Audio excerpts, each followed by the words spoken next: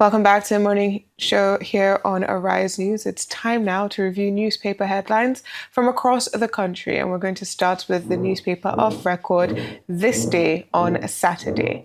Now, above the masthead on this day, we see SEC raises minimum capital requirements for market operators, fintechs, others, sets June 2027 deadline. That's the Security and Exchange Commission. They're raising the financial requirements. Now, I know that all my friends in those areas, particularly fintechs, have been very stressed.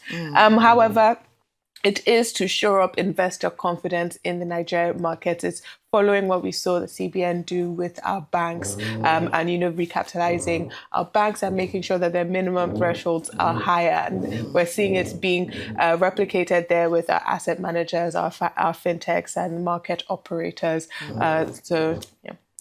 But regarding the bank recapitalization, I think there should be a lot of awareness. They should communicate with Nigerians, because on social media, I'm seeing a lot of fear mongering.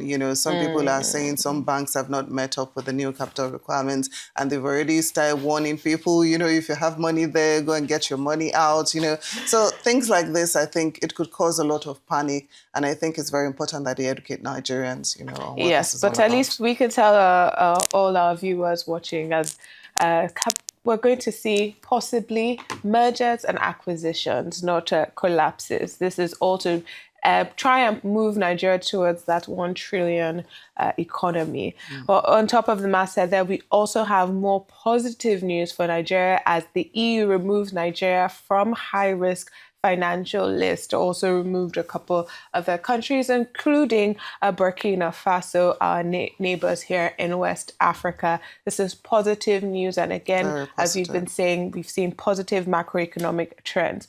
Under the masthead, Tinubu, Sanwo-Olu, Aliyah Yowata, APC eulogized Bisi Akande on his 87th birthday.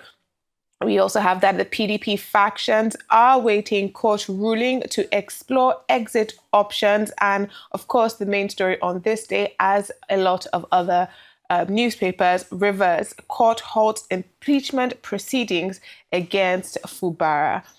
Now, I'm wondering your thoughts on the PDP factions as we continue to see the PDP. Is it strong? Is it weak? Is it here? Is it anywhere? Well, a lot of times we speak to their chieftains here on Arise, and of course they keep telling us that the PDP is cleaning house, the PDP is stronger, the PDP will succeed in 2027. But what we are seeing indicates that a lot of people are jumping ship. A lot of people are actually deserting the party. And of course, they're exploring different options. We've seen a lot of them run to the APC, leading to fears of Nigeria becoming a one-party state. Then, of course, there's this new ADC coalition. But some people are wondering how strong and how viable it really is the ADC as a political party. How will they manage all the ambition, all the egos, all the personalities involved? So it's definitely to be very interesting to watch how things play out. And 2027, of course, it promises to be very, very interesting. Definitely. Now, I think we should move on to the weekend, Daily Trust weekend newspaper there, because the Daily Trust, the Weekend Trust is leading with a very interesting story, which is the Kano realignment, winners and losers, as the rumors of the governor's defection to the APC continue. And this is, I feel, similar to what we were speaking about earlier when we talk about the APC and even governors moving. Of course, there was some pushback from Kwankwaso and the Kwankwasia movement, of course, the ANPP there, which is the party that the governor originates from. And it's the pictures that we're seeing, a lot of players here with Ganduje, with Kwankwaso, with, of course, the governor Yusuf. But there's a lot going on in Kano State. Definitely, there's a lot going on in Kano State. But it's going to be interesting to see how it plays out, considering the fact that even the NNPP is dissociating itself from Kwankwaso, and the Kwankwasia movement. So it's really interesting how this is going to play out. Will the governor eventually defect to the APC, as it's been reported?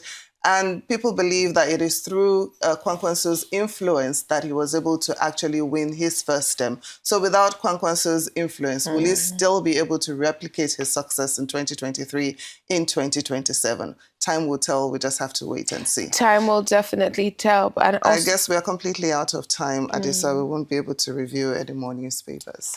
Wow, what a wonderful Saturday. It has been a wonderful show.